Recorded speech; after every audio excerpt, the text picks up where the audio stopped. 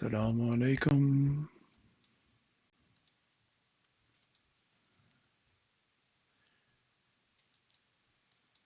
This is not what I was planning, but all right. 5 participants. Sorry, we're just getting things started.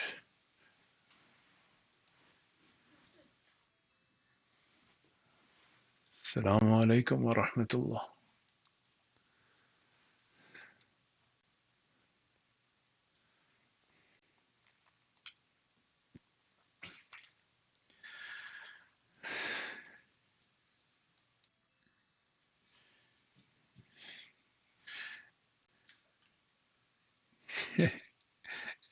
Okay.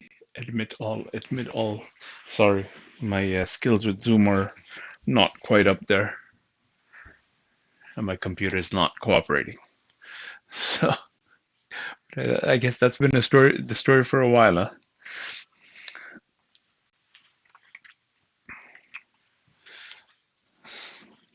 Let me just send out a.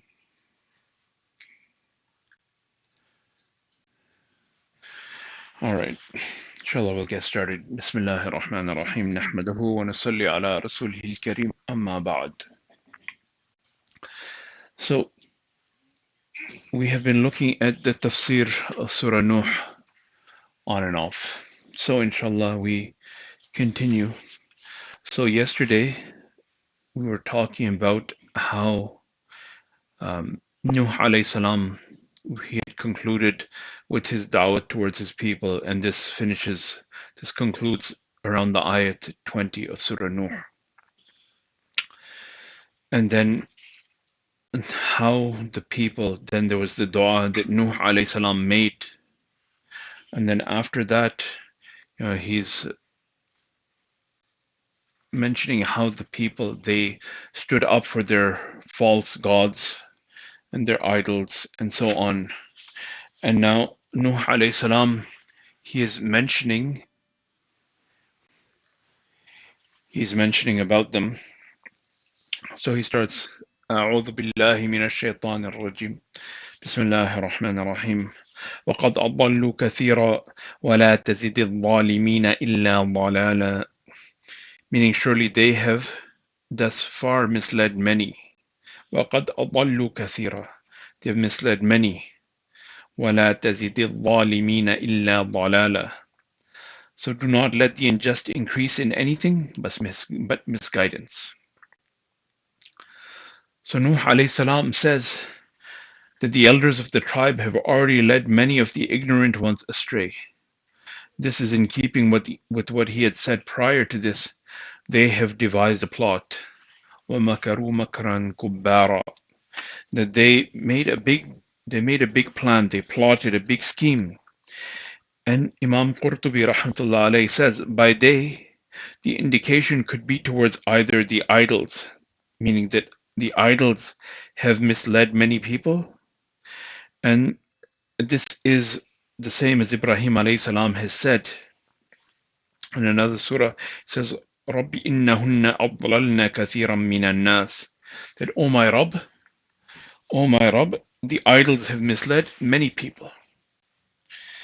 So one translator writes, such pagan superstitions and cults do not add to human knowledge or human well-being.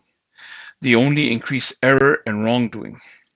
For example, how much lewdness resulted from the Greek and Roman Saturnalia, meaning their goddess and goddesses and so on, and how much lewdness results from the songs of the holy, meaning HOLI songs, the Hindu festival. This is the natural result. And Nuh alayhi salam, in his bitterness of spirit, prays that Allah's grace may be cut off from the men who hung them to their hearts. They misled others. Let them miss their own mark now. Imam Ibn Kathir rahmatullah alayhi writes, they misled many through the idols that they invented.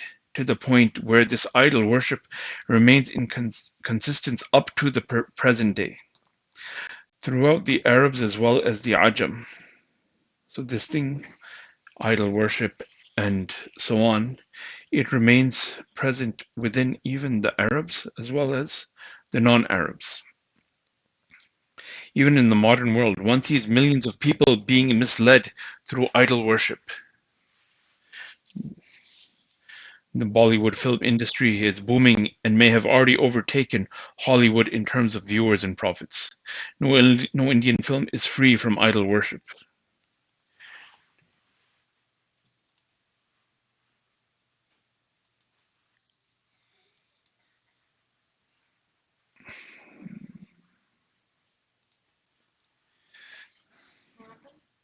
There is a miss.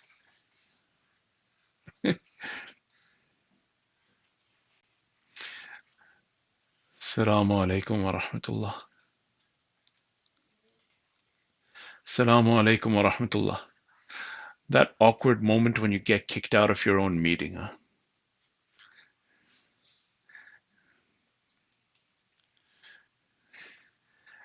You guys hearing me now?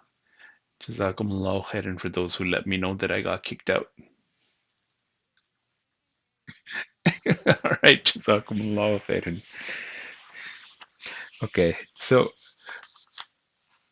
we were talking about how even until this day, this idol worship is prevalent in our times, and how, amongst other things, uh, it's prevalent in Bollywood movies, even to the extent that there was a fatwa put out on one of these video games called PUBG.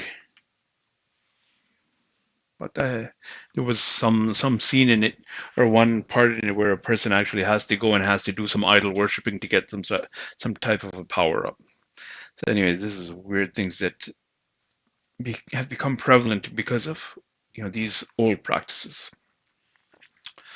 So even those in the Arab world who do not understand a word of the Hindi language are fascinated by such films due to the music, lyrics, and dancing that comprise these films. The amount of idol worship contained in these films is mind-boggling. The viewer begins to make light of this ritual and sometimes even develops an inclination towards it. And this is something that, we laugh at it until we find ourselves lost in it. So may Allah save us from losing ourselves in it. And this is, Allah has mentioned, or sorry, Rasulullah sallallahu alaihi wasallam has mentioned that we are going to follow the previous nations, meaning the nations of the Jews and the Christians, and we will follow them step by step to the extent that if they were to enter into the hole of a lizard, the lair of a lizard, then we would also try to do the same. And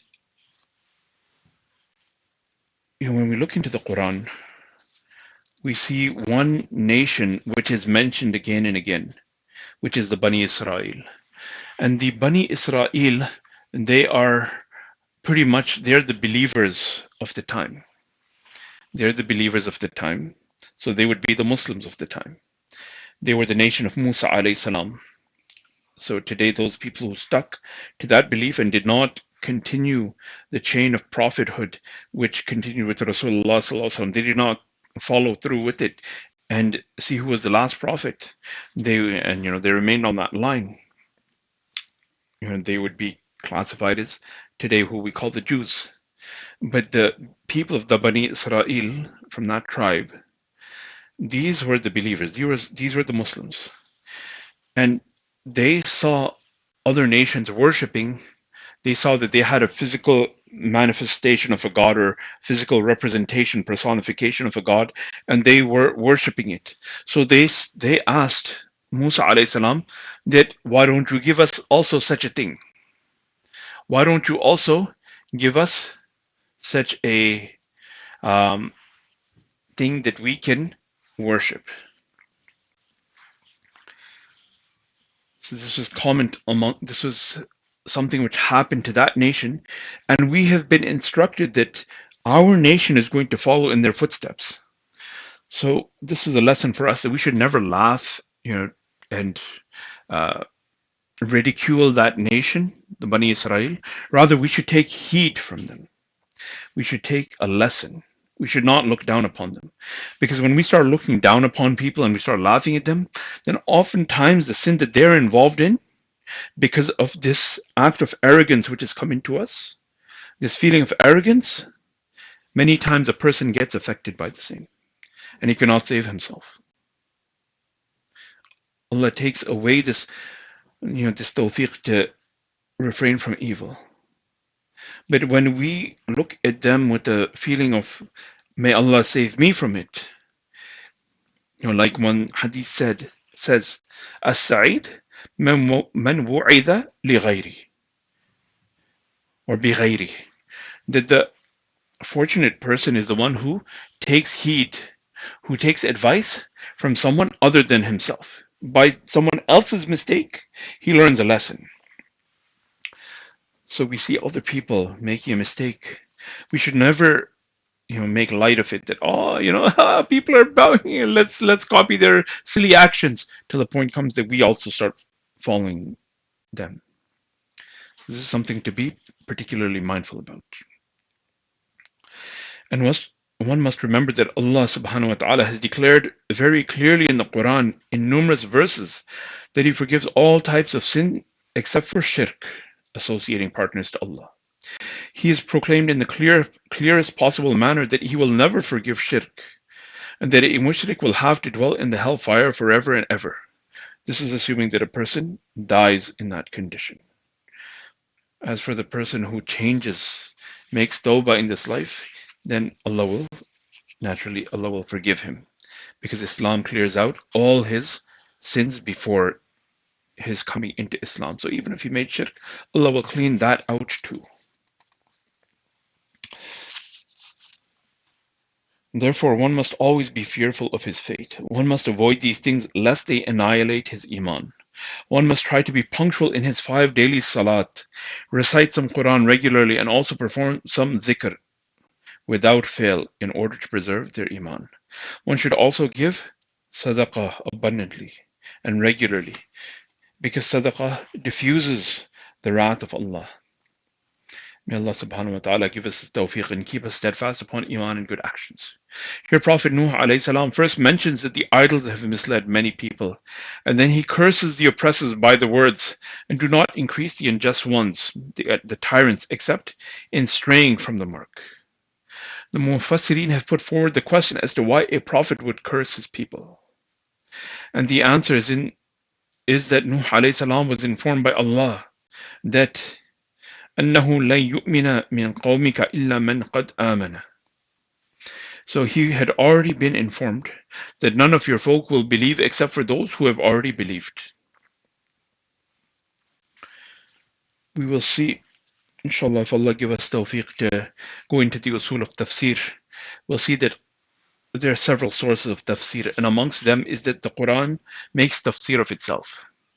One place in the Quran, which is not mentioned in detail, will be explained by another place in the Quran where there is a clear and a detailed explanation by it. And we'll see. So if Allah give us the tawfiq to study that, this is more of an advanced topic. But this is sort of what is happening here. That the Quran mentions that Allah had revealed to him, Allah had explained to him that none of his nation would believe except for those who have already believed. So Nuh alayhi salam had maintained his patience for 950 years. Today, we compare ourselves to that. Then one cannot even keep patience for a few minutes, let alone for years. We go and we try to invite someone, we try to tell someone, come and pray salat. And many people, they have this, that a brother will see, someone who's a bit he's a bit negligent in salat. So I'll tell him, come, let's pray salat. Tell him once, twice. He says, oh, you're going to hell, you'll never pray. You're never going to go, and he starts passing judgments on him. This is a fine point, that a person should never be content that someone is not fulfilling an obligation. It should bother him. It should keep on bothering him. But on the other hand, he should not become so angry and he'll lose hope in this person's guidance that, now he is passing judgments that this person is going to go to hell and he's going to remain in hell forever and he's going to this and he's going to that. On the one hand, it should disturb us, and it should always keep on disturbing us, that why is the commandment of Allah not being fulfilled? And on another level, it should disturb us that why is this person taking himself towards utter ruination and loss? Just like it would disturb us that we see one of our friends taking, $100 bill out of his wallet and just burning it.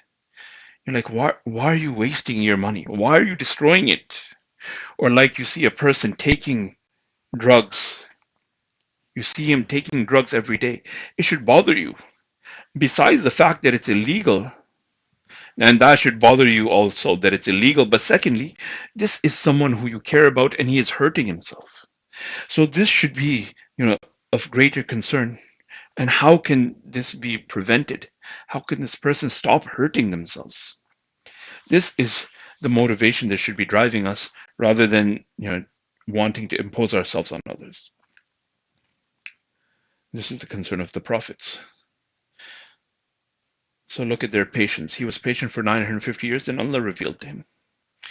Musa alayhi salam kept his patience with Fir'aun.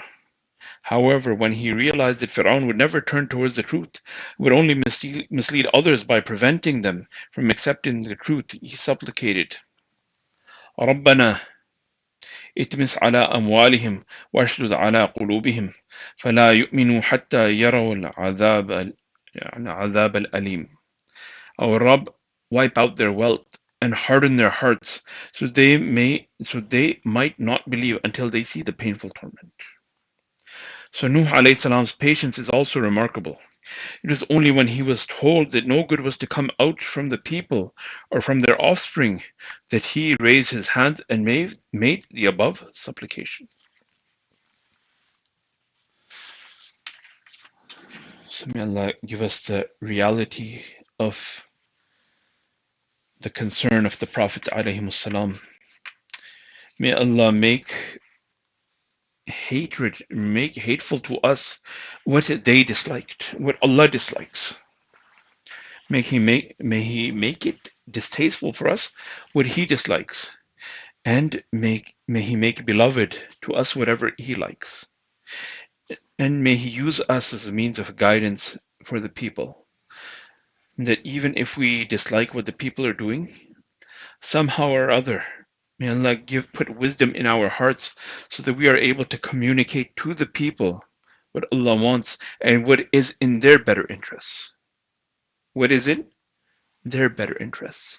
That they follow the commandments of Allah. Allah give us all this tawfiq. And apologize for the technical difficulties.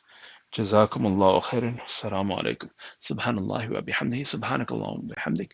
نشهد أن لا إله إلا أنت نستغفرك ونتوب إليك. سبحان ربك رب العزة عما يصفون وسلام على المرسلين والحمد لله رب العالمين. So inshallah for the next week the same Zoom link will apply. So no need to wait for a new Zoom link. Use the same one which we have sent. جزاكم الله خيرا. السلام عليكم ورحمة الله وبركاته.